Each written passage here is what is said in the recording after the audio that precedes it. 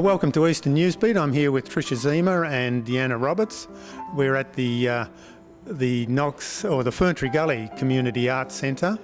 We had so much material from last week that we've decided to make a second show of it. Tricia Ziemer will be doing the interview of Deanna Roberts, so I'll hand the camera over to you, Tricia.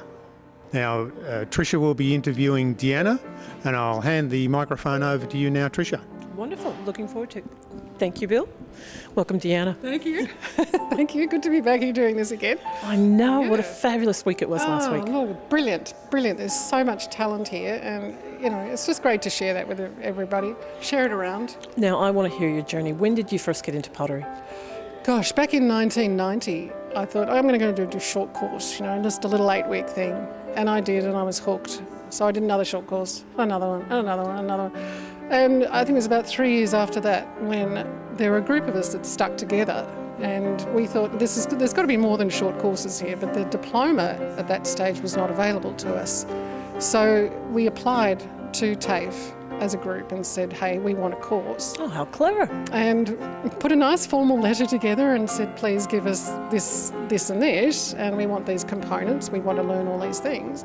And they said yes, so they put a 1-year course together for us, and we did that. And a year later we thought, okay, we still want another course, thanks. And the diploma hadn't been born yet, so they created another one for us, which was an extension, and it went into the physics and the chemistry and the industrial side of ceramics and so forth. So we did that, and then finally the Diploma of Arts came into play, and we all did that. So 8 years later, a lot of us then graduated with a Diploma of Arts majoring in ceramics, and some of us in industrial ceramics. And then you've gone on as well to do some teaching. Yes, I taught at Potter's Cottage for a little while and taught with kids, and that was great fun, and have played around with some clay with lots of adults as well. It's been great fun, and it's in the blood. I remember one of my pottery teachers saying to me once, once you start getting your hands into clay, you'll love gardening. And I hated gardening, loathed it. Mm-hmm. And sure enough, that's it. Once your hands are in clay, gardening's a breeze. Really? Yeah, snails, no problem. I wonder if it goes the other way. I love gardening. I should get into clay. It's getting your hands in the dirt. It's the dirty, messy factor, I think. It's very therapeutic, it's very tactile, of course. And it's that one-on-one connection thing that you have with a clay body and getting it to do what you want and shaping it to what you desire. And it's very cool. Now, a little bit later, you're going to show us a bit of turning. Yes, a bit of throwing. Yes. And what clay is your preferred clay? I love to throw with a porcelaneous stoneware. And I like it because the porcelain is very fine. It's a very fine body. And when it's mixed with a stoneware body, it just gives it a little bit more support, if you like. It's got a little more substance to it. Porcelain is very fine to work with, so if you stuff it up, then you recycle your clay. But it's one of those clays that's a lot more expensive, so you're very careful with it. Yeah, but that's my preferred medium in clay. Very good. Now, when you were teaching, what were your favourite things to teach the kids? I like to play with the wheel with the kids, but the kids tended to go, too hard. I want to make an animal, or I want to make a bear or something. So we'd work a lot with sculpture with the children. Yeah. So they go home for something for the garden or for the bedroom? Yes, and Christmas presents for the family. Yes, Mum and Dad. I've got some lovely clay from my kids from when they were little. See, there you go. That's where it's come from. Yeah. Now, behind us, we've got some of your stunning pieces. I'd love you to take me through some of these. Sure. These little bottles, there's a collection of them here. These were made originally as glaze tests.